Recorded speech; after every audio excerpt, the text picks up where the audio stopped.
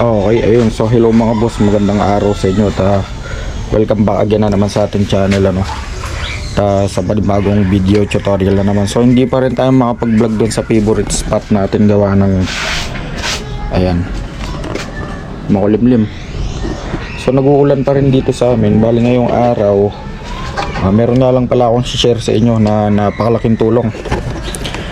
Lalong lalo na sa mga makabagong modelo ng motor ngayon At meron tayong Vios 40 dito. So lalagay ko muna. Ayan. So kung mapapansin nyo mga boss, and para sa mga walang idea mga boss, ito nga pala ay car jump starter, kung saan pwede ito sa motor at sa sasakyan, no? Pang jump start kapag nalobat for emergency, especially sa mga wala ng kickstarter katulad ng NMAX, Aerox, Click at napakarami pang iba. So ipapakita ko lang sa inyo kung gaano ka-effective itong car jump starter na ito. So mapapansin nyo mga boss, walang battery yan,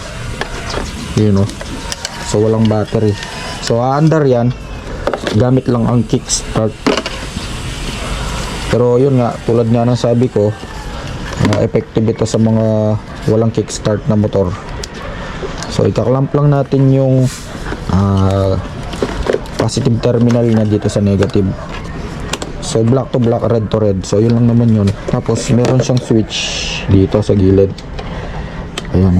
Tapos on. Kapag nakita nyo umilaw na yung blue indicator niya, ibig sabihin pwede na yan.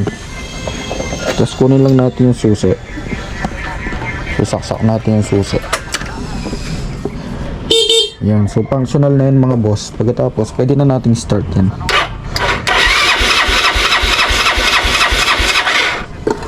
Wala pa nga yatang gas.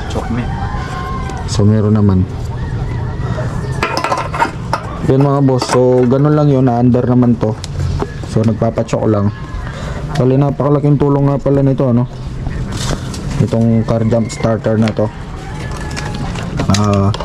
Yun nga, tulad nga na sinabi ko sa mga motor na walang kickstart. Yan, jump start. Ayun, sa mga gustong umorder mga boss, paano ba to? Ilalagay ko ba yung link dito sa description or ano? So i-comment ko na lang siguro mga boss. Yun, Aerox, NMAX, Click, ano pa ba yung mga motor na walang kickstart, lalong lalo na kapag kabiyahe, At syempre mga boss, sa mga sasakyan. Ayun, so bali hanggang dito na lang mga boss.